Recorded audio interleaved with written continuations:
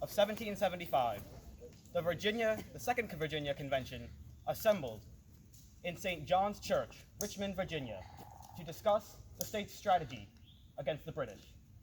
It is here that Patrick Henry delivered his most famous speech, ending with the famous quote, "Give me liberty or give me death."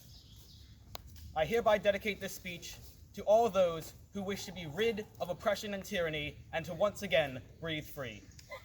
Patrick Henry's second address to the Virginia Convention, March 23rd, 1775.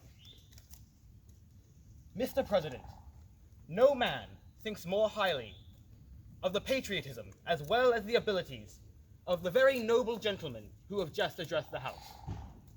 But seeing as different men often see the same subject in different lights, I hope it would not be thought disrespectful if, entertaining as I do, opinions of a character very different from theirs, I should speak forth my sentiments freely and without reserve. This is no time for ceremony.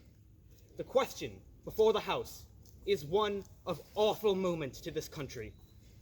For my part, I consider it no less than a question of freedom or slavery. And in proportion to the great magnitude of the subject ought to be the freedom of the debate. For it is the only way which we can hope to arrive at truth and to fulfill the great responsibility which we hold to God and to country. Should I hold back my opinions at such a time, through fear of giving offense, I should consider myself guilty of treason against my country and of an act of disloyalty to the majesty of heaven, whom I revere above all earthly kings. It is natural, Mr. President, for men to indulge in the illusion of hope. We are apt to shut our eyes against a painful truth and to listen to the song of the siren till she transform us into beasts. But is this the part of wise gentlemen engaged in a great and arduous struggle for liberty?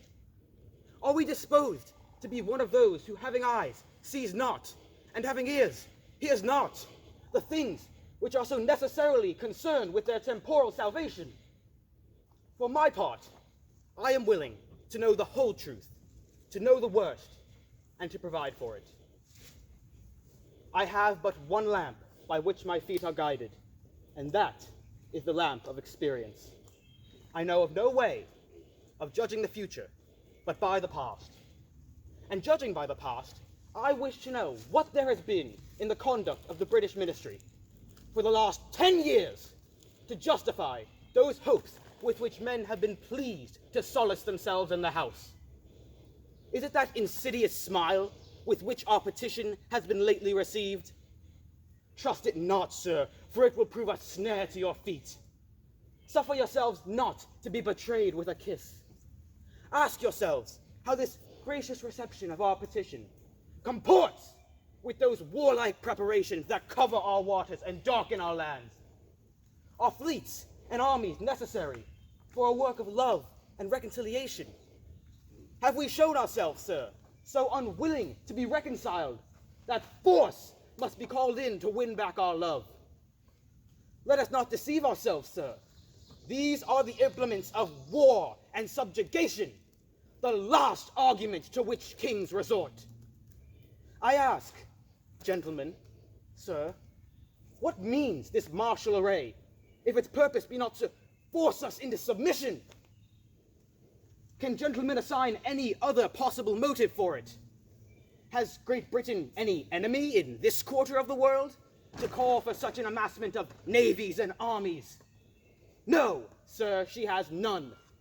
They are meant for us. They can be meant for no other. They are sent over to bind and rivet upon us the chains with which the British ministry has been so long forging. And what have we to oppose them? Shall we try argument? Sir, we have been trying that for the past 10 years. Have we anything different to offer on the subject? Nothing. We have held the subject up in every light to which it is capable, but to no avail.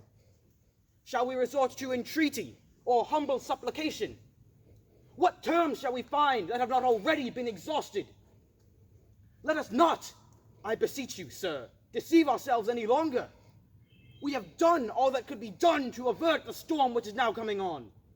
We have petitioned, we have remonstrated, we have supplicated, we have prostrated ourselves before the throne and implored its interposition to arrest the tyrannical hands of the ministry and parliament. Our supplications have been disregarded, and we have been spurned with contempt from the foot of the throne.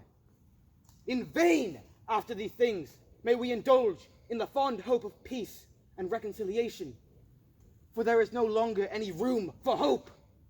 If we wish to be free, if we wish to preserve inviolate those inestimable privileges for which we have been so long contesting, if we wish not to basely abandon the noble struggle in which we have been so long engaged, and which we have sworn never to abandon, until the day that the glorious object of our contest should come into possession, we must fight. I repeat, sir, we must fight. An appeal to arms and to the God of hosts is all that is left us. They tell us, sir, that we are weak, unable to cope with so formidable an adversary. But when shall we be stronger? Shall it be next week or next year? Shall it be when we are totally disarmed and a British guard is stationed in every household? Shall we gather strength through irresolution and inaction? Shall we gather the effectual means of resistance by lying supinely on our backs, hugging the delusive phantom of hope until our enemies have bound us hand and foot? Sir, we are not weak if we make proper use of the means which the God of nature hath placed in our power. 3 millions of people, all armed in the holy cause of liberty, and in such a country as that which we possess, is invincible by any force which our enemy may send against us. And besides, sir, we do not fight our battles alone.